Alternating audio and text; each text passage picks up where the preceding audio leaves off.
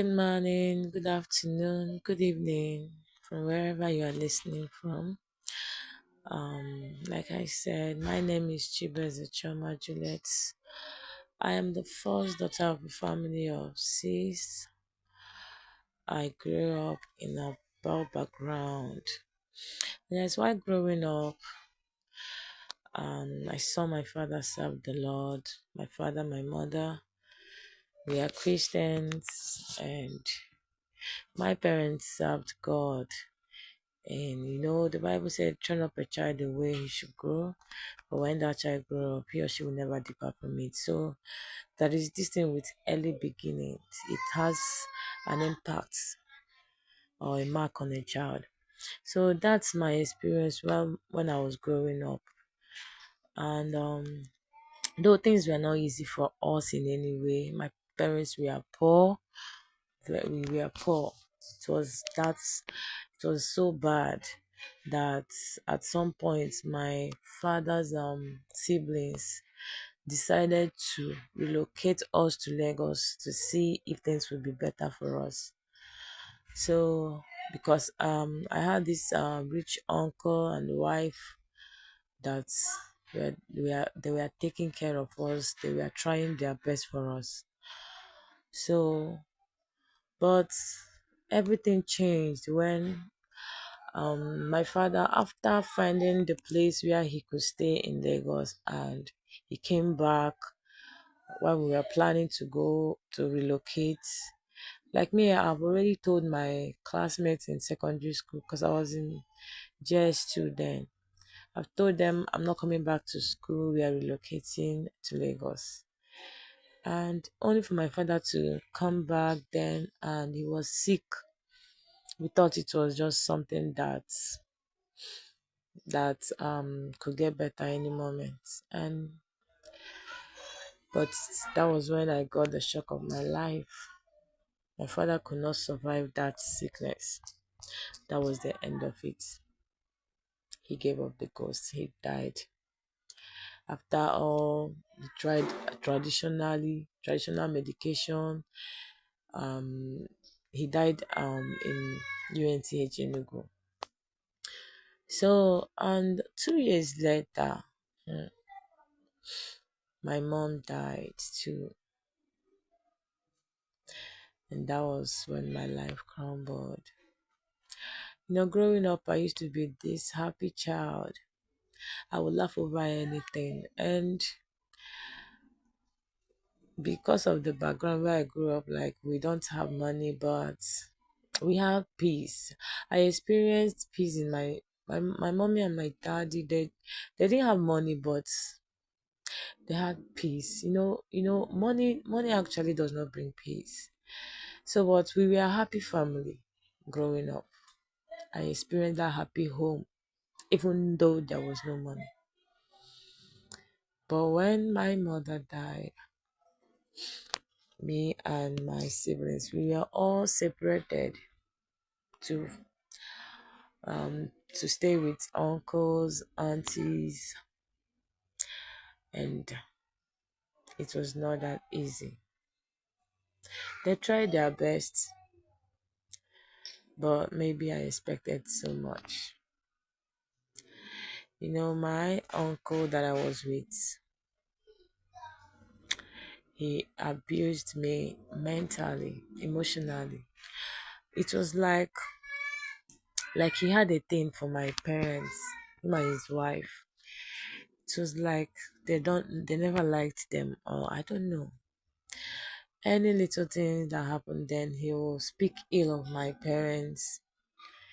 A child that does something as a child, maybe if I make a mistake as a child, instead of them to correct it with love, he will make reference, he will speak ill of the dead, which will make me to start crying, and to the point that at some point I thought of committing suicide. The pain was much.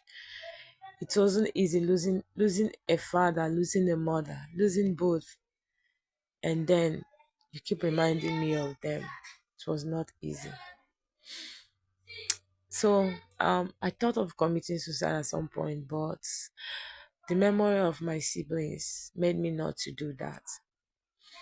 So I couldn't go on with that. And they kept on making me to live in fear. Like that my uncle that takes care of our education, feeding and other things. He was not the one that we are living with and in the village. My sister, my our second sister, that is the third born, was staying with one of our auntie in Asaba then, and our last baby was with our my daddy's first daughter, first sister, elder sister. So that was how we were all separated. And me and my brother, we were with our uncle in the same house where our parents live because that's our family house. So, but with what they were doing, constantly speaking ill of my late parents as a child that was not emotionally strong, they didn't know what they were doing to me.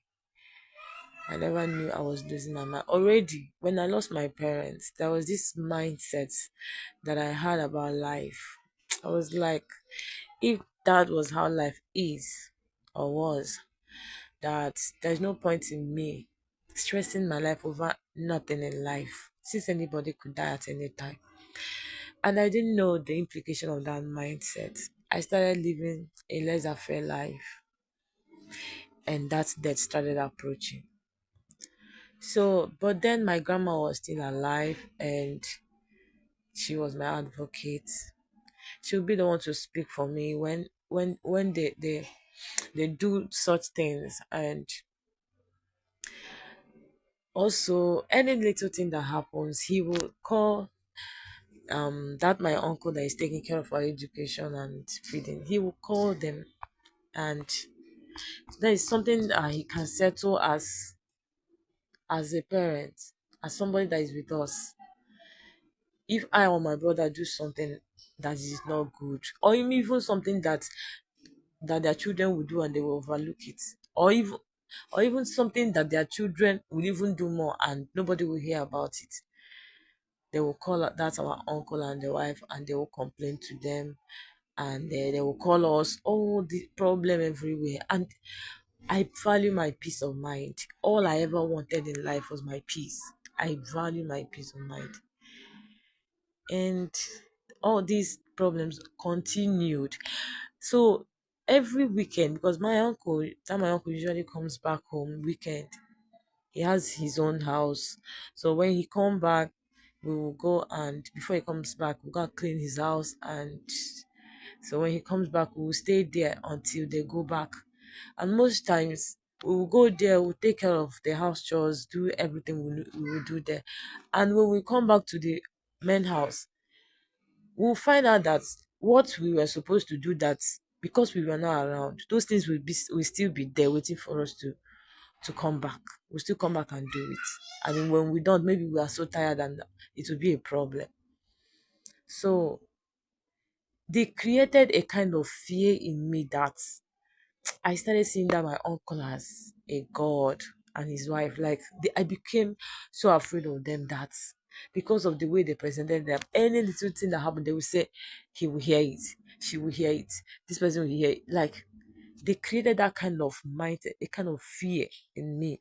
And whenever that my uncle is coming back, my heart will jump into my stomach. Like I don't know what they might have complained to him. I don't know what they will summon me for now. Like all these things continued. And most times when they ask me, are they doing anything to you? Are they hurting you in any way? Is there anything they are doing that you don't like? I will not talk. I'll say no. So I don't complain about anything. So I was enduring a lot of things, but I did not know what it was doing to me. So, um, but the worst happened when 4 years later my grandma died. My grandma, and I watched her. I was the one with her in the hospital at the hospital when she took her last breath. I watched my grandma die slowly, and I was so afraid of losing her. Why? Because I knew she was my advocate. She was my mouthpiece. She was I was so afraid of losing somebody again. I was so afraid of losing her. I was like, what would be my fate if something happens to her? I was so afraid of losing her. And finally, I lost her.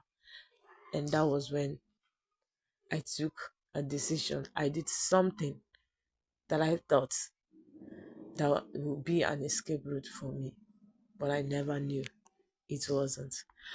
Um, I will see you in the next recording because I don't think I can record too much.